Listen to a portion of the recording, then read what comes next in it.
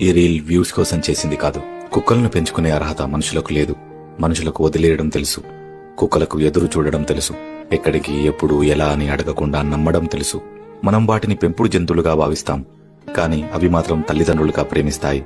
మనుషులకు చేతులెత్తి కొట్టడం వచ్చు, హింసించడం వచ్చు.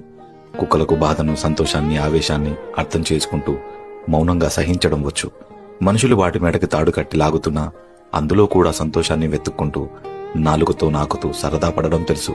ఎన్నో శబ్దాల మధ్య మన అడుగుల సవ్వడి, బండి చప్పుడు, మాటల వినికిడి మాత్రమే వినడానికి పుట్టినట్టు అస్తమానం పడిగాపులు చూడడం తెలుసు.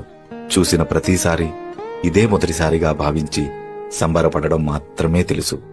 మనుషులు మిగిలిపోయిన భోజనము, మిగిలిపోయిన ప్రేమ, మిగిలిపోయిన సమయము మాత్రమే కుక్కలకు పంచితే ఎంగిలి తిన్నా కూడా అంతా మనుషులే అని నమ్మకంగా ప్రేమను చూపించడం తెలుసు. వీధి చివరలో ఉన్న ఒక ఊర కుక్కకి